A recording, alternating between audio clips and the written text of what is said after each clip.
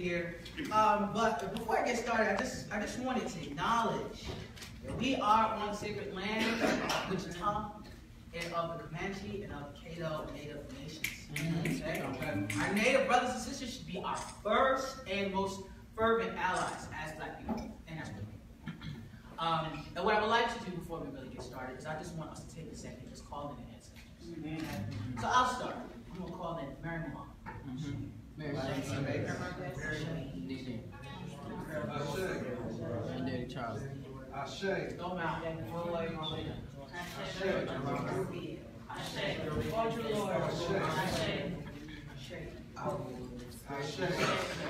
Thank y'all. So let me tell you, being here, I just love BTAC.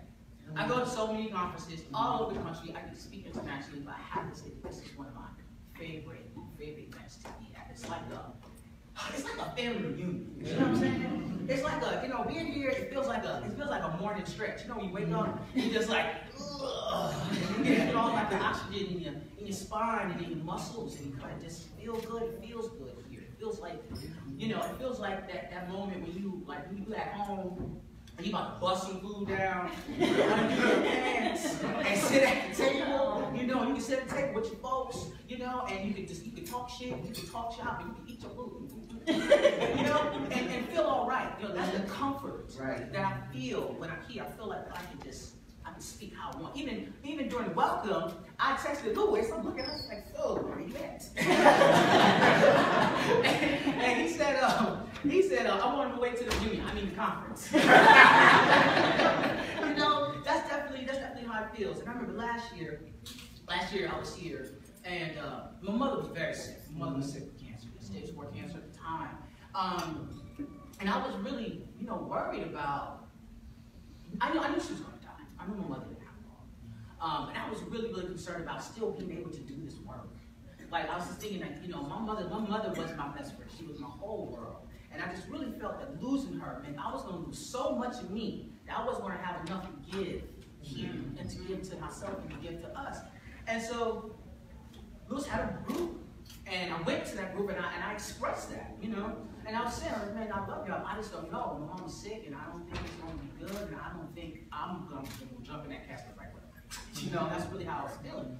We're sitting in that group and everybody was going around talking. And there were so many people who lost a loved one, who lost a parent. And it was, I will say it was hard to hear it, but it made me know that I could survive, that I was going to be okay. I always, while my mother was sick, I really developed this fascination with people who looked like me, Black folks and trans folks and people who were my age who had lost a parent. Because I just couldn't understand how people survived. I said, I don't understand how you can be smiling and laughing and looking and being. I couldn't understand it. But being here and being in that group and having that conversation and being able to have that shared experience really made me realize that I could survive. And that I was going to survive. And not only did I need to survive for myself and for my mother's legacy, but I needed to do it for all of you, So I thank y'all so much. I thank you so much for holding me down and helping me get here through that very difficult process. The community has been instrumental, to my development, to my transition. When I first moved to New York City in 2003, I was still identified as butch at the time. I wasn't even sure if I was trans. I knew I was feeling something. I was like, yeah, this is kind of working, kind of not. I don't know what's going on. And coming to New York City and meeting Black trans men for the first time. One of the first Black trans men I ever met, I don't see him here. Oh, there he is. It's Javon was one of the first Black trans men I met. It was Javon. There's a guy named Marquise. There was another guy named Tariq. These guys, I remember before meeting them in person, I used to just stalk Black trans men. Literally, I really did. I'll never forget, back in 2006, or 2005, I remember there was a HBO movie that came out. I think it was called Normal. It was like one of the first ones with the white trans woman, right? And I remember watching it with my mother, and I was looking at it. I said, "Mom, if I ever did that, would you accept me?" She said, "No, I'd never speak to you anymore." That was a lie. That was a praise God. She loved me. But I remember feeling really upset at that moment, and going online and Googling and looking around, and I found black trans men, Yahoo group. And I went to this Yahoo group, and there was like 300 black trans men in this group. And it was like I found home, I found space. I didn't know that these guys existed, you know? And I like to say that because I really want us to understand like, the power of social media and how it's important that there's so many young trans folks, there's so many young black trans folks that this is the only place where they can create community, right? So I don't ever want us to underestimate the power of these platforms. So that was paramount to me. So then I moved to New York. I'm at a club. It's like a girl club, and I see those like Jay Vaughn was outside, and Marquise was outside, and the other really, man, I am. This person was lesbian identified, I was male identified, but I was fascinated. I was just walking like, oh my God, look at them, like kind of following them through the club.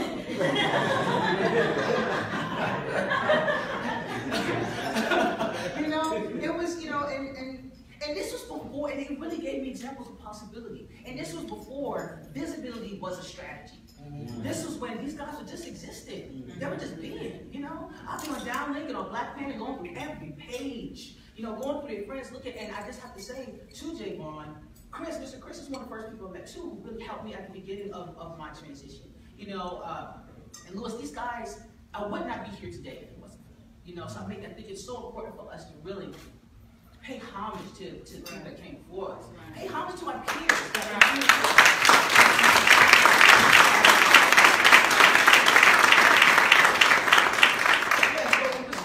Just got staring at the truth and be unbothered, and I was completely mesmerized. I remember the first BTAC I came to, the first one, did the Keynote, and I was so impressed by you, man. I was so impressed, and I was so inspired. I knew that he was special and that he was a pure black genius, and I just had to know how to love him. You know, so I was like, hey, where you going? Hang out with you, you know, and for me to be here, to be at the man I am, have the success that I have, and to be able to represent us in such a national way is because of all of you here. I would not be here because of all of you. I would not be able to have gotten through my mother's death. I wouldn't be able to deal with all the shit I have to deal with doing this work, dealing with the red tape, if it wasn't for the safety and the spaces that all of you have made for me and the space that we make for each other. You know, so let's just give each other.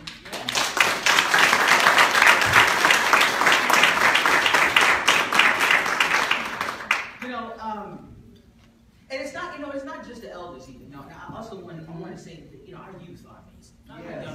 You know, I think a lot of folks they see me a lot in, you know, social media and TV and things like that. I think I just popped up like yesterday. I've been doing this work for 15 years. You know, I started out doing direct line youth services work. I was working at the Bronx Community Pride Center in the South Bronx that was filled with rats and roaches and HIV-positive youth that were homeless. You know, and the only meal they had was the meal they got with me at the center. And I was, you know, and that white woman that was running that place, she took all the money from them, right? And so now we only get paid for a day of work. We working 5 days a week, but we did it. This was before we had Jen and LeBron. I love them, those are my friends. But this is before that. This is before the visibility. You know what I'm saying? So what I like to let people know is that this work, this ain't nothing new to me. The platform is new. You know what I'm saying? Right. They are new to us. You know, but I've been doing this work. We've been doing this work for a long time. You know, I remember one of the things that really inspired me about these young people. Like I was working in South Bronx. Some of these kids just came. They just had the hardest lives. You know, kids who were just violently sexually abused, physically abused. Children whose families have completely just thrown them into the gutter. Kids young people who are HIV positive and they don't have the means or are too afraid to start their medication. You know what I'm saying? But they still found a space to laugh and to love and create sisterhood and brotherhood with each other. I remember my kids. I remember having 2 young people, Richie and Dada. I rested, so Dada died at the age of 22 years old. But I remember these 2 young people. They would come to the center. We didn't have shit. Okay. They would come to the center, they would take the curtains off the windows and make dresses and blow balloons and make boobs and would have a party. You know, and then would go back to their shelter. You know, I remember meeting one young trans girl who was involved with sex work, and she said, I always keep a gadget in my bag, right? And she pulls out a hammer, right? She pulls out a hammer that was bedazzled. She said, because if I'm gonna knock you, I'm gonna knock you with something just as big as me. The skills and the beauty of our young people and the I've got so much inspiration and admiration so important. This gathering is so important. You know, I was at one time, I was that young guy in social media, in the little groups, asking all the questions, all the little questions, all the big questions, all the questions over and over and over again. You know, but these guys answered them for me. They answered them for me. They are the reason that I'm here. And so it really, really pisses me off when I'm in these groups and I got these young boys who acting like just because they got a little bit of beard on their face, that now they're too good to answer these guys' questions. It's like, man, you was here once before.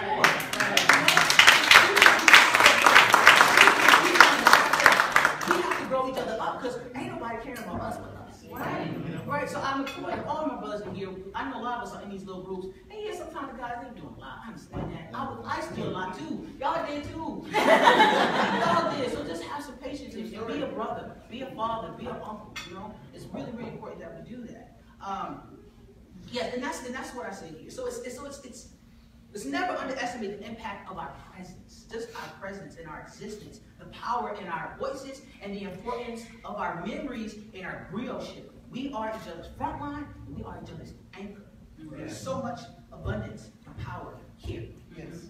And that abundance of power makes me, you know, I'm really unimpressed. I'm not impressed, and I'm not pressed by Bruce Jenner. I'm not. I'm really, really not.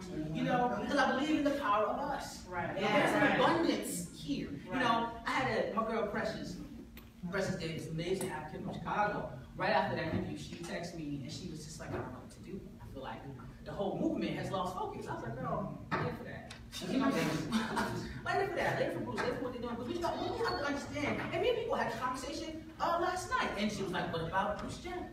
What about the 17 million people inside? 17 million. I'm not concerned with Bruce or the 17 million. He's right here across the street. and I say this because it's definitely courageous. Lots of courage for coming out and having to. What we have to understand is that we have to take control of our narrative at every chance we have, and at every turn, and think as we can, because the power is here. That Diane Sawyer and ABC, that's not where the power is. The power is here. We have to reframe how we're thinking about ourselves. Okay? So what we're seeing now is like this narrative of this late transitioning white woman that's taking hold of the public imagination. They have this Becoming Me documentary that's coming out. They have that show that's transparent. They're trying to shift the focus, from the injustice systems and conditions that they created. Right. These LGBT organizations have done a lot for the LGBT community, but have just tapped on the T as a matter of custom and courtesy. Right. And we know that shit. Right. You know what I'm saying? Right. And so the thing is that we have to understand that the only reason that people care about black trans people is because we care about us.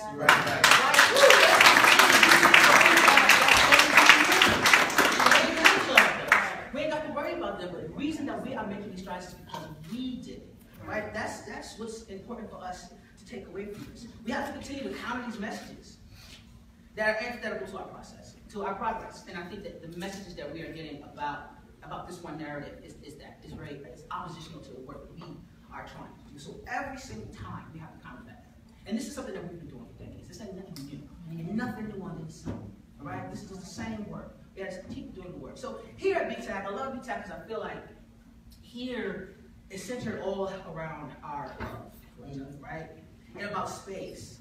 And for us, I think a space for folks, it's important for us to have a space that's rooted in blackness. Yeah. I understand having POC spaces, which I think is important as well. But when we have POC spaces, it's not rooted in blackness, then other people of color are not engaging and investigating their own anti-blackness, which marginalizes us in these spaces. So you got to right, we're going to keep BTAC as black. We have to center ourselves and our blackness and our Africanness within our transition. We were at a conference recently. Yes. You know, there was a very deep conversation, but what me and Lewis was no. Let me say what happened. So we're in this thing, and I watched a white-skinned Latina woman call a black trans woman a savage because she spoke with passion and wasn't taking any shit. Right? Me and Lewis are trying to have a voice and have it in this conversation, and these women, these people of color who are non-black people of color, are trying to tell us that we are taking up too much space. Black trans men who have no visibility, who are completely erased, who are completely erased from the culture, who have been completely erased from, from our advancement. They want to sit and tell us that we need to sit down and shut the fuck Right. This is what happens when we have these shared POC spaces that are not rooted in us. Right. So it's really important that we have to root this in us. No, because here, what we do, here we call in our ancestors. Right. That don't happen in creative change. Right. Okay? You know, here we discuss and engage in thought and ritual that predates colonialism.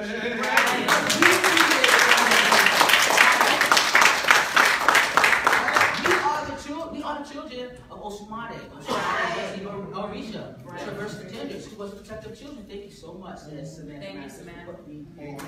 Right? We are the children of Osumade. We are the descendants of the shamans and the healers, okay, and the protectors. And that span the genders. You know, they didn't redefine gender, they defined gender. They are the originators of masculinity and femininity. So we are going back and fetching that. Come on! That's why this theme of Sankofa is so real. Right? It's so real, right? We are going back and fetching all of that. So, understanding that, we're guarding ourselves in our humanity and our brilliance that was stripped from us centuries ago. Right? We are the ancient before. We are the melanated spirit of possibility and beauty. So Bruce Jenner ain't got shit on us.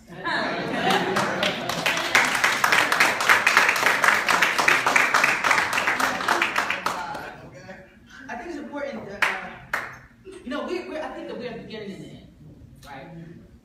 I think that we are the seeds of change. You know, because I think, you know, change starts at critique. Right? Nothing can change without first being critically engaged, without some type of analysis. Nothing can change without critique. Right? So, thinking about our journey as transgender people, we have had to embody critique. We have had to step back and criticize ourselves and what masculinity and femininity was supposed to look like, right? In society and in our bodies. We had to give ourselves an analysis, right? So, if we're talking about, if critique is an embodiment of change, then we are change for something. We are progression aside from. So critical engagement is extremely important. You know, it's the fabric of our lives, and it's how we live, and who we love is a living and breathing critique of a hegemonic social order that has ignored and distorted the value of our lived experience. This is who we are, just us living and breathing and being here. And so that critical engagement, that critique gives me the understanding and the clarity to understand that the epidemic murder rate of Black transgender women is not due to bad luck. It's not due to the length of her skirt. It's not because of the number of condoms in her pocketbook or some misguided, pathologized notion that her life is marred in tragedy just because she has the audacity to exist. Right. I know better than that. Right? I know that she sits at the underpinning of racialized misogyny that is violently informed by transphobia, and that the value of trans lives and of Black lives and Black trans lives is more than a matter of slogan, but it's the crux of our humanity, and it's the vibration of our culture. Right? So we are the embodiment of this critical engagement. So we are also the embodiment of a future that is colored with multidimensional truths, and it's liberated thought and a dedication to service. But it's a slippery slope, I think, as we start to build as a community. Start to build as a community with the voice within this movement. It's a slippery slope because it's really easy to pick up the colonizers' tools after you go home, okay? All right. Be very, very careful not to do that. Yes. Because colonizers' tools and strategies is all been about pockets.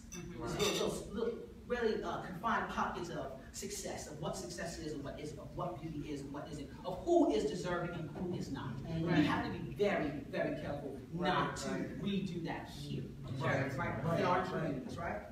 So it's important for us to leave space. That's what it's really about, space, giving people space. Leave space for folks to achieve their dreams, right? You know, and I said that because, you know, it was called Janet Lamont. Janet Lamont. They are the exception. They are not the only two, right? But at the same time, you know, Janet is a personal friend of mine. I love her dearly, and she's gotten so much criticism because it's like, oh, you know, she's a writer, or she's in the community, and now she's not. What y'all gotta understand is that she was never an advocate. Her dream was to be a journalist, to have her own show, right? So we're talking about, so you got people got the audacity to critique her and say this and that about her. This is a Black trans woman who has achieved her dreams. You know how hard that is for us? Like, how dare anybody, you know, treat that as if it's nothing but magic. is nothing but genius for a Black trans woman to be able to create these spaces for herself, right? So understand, so a woman like that, she starts out as a journalist, and she writes this book about her journey, and yet she comes through the community and into the community to talk about advocacy and to learn from us as we learn from her, and then you go and you achieve their dreams, and that's okay, okay? Because those of us who are advocates, who have been doing this work for years, that's the reason we do it. We do it so that people can achieve their dreams. We do it for the people that are low and no disclosure, you know, and I'm really sick of this critique that we're doing of low and no disclosure people as if there is a right and wrong way to do it.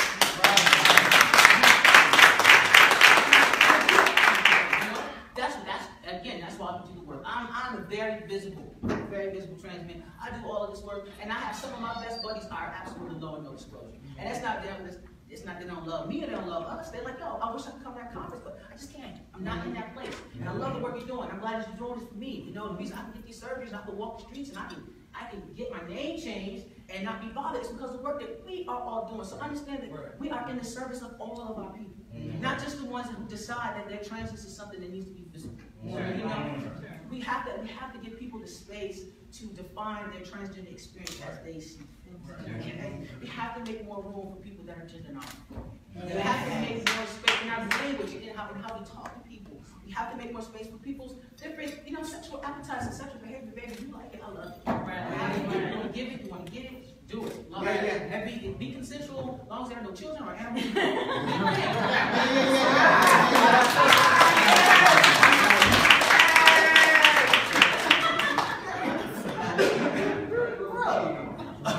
But no, seriously, I think, so I think, you know, right now, 2015, I think we're really at a tipping point, you know, globally and culturally. There's a shift in consciousness, and I really think that we are a big part of that. You know, we are going to give birth to a new civilization, okay?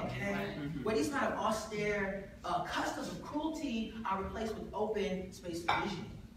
Where the value of the collective means more than the gain of the individual, and where leading with your heart and with faith and honor of service doesn't put you at a disadvantage. You know, I contributed to New York Times, and they asked me to write a piece about basically the basic construction of gender. If gender is something that's self-determined, if it's something that's imposed, or something that's just a given.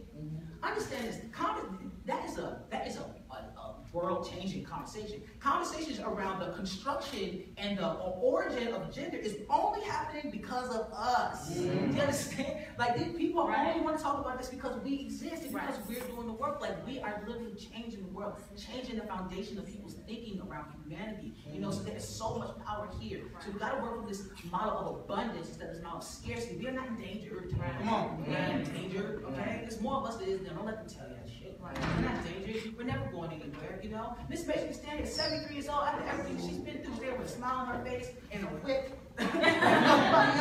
You know, this is our mother. This is who we come through. You know, this is who we follow.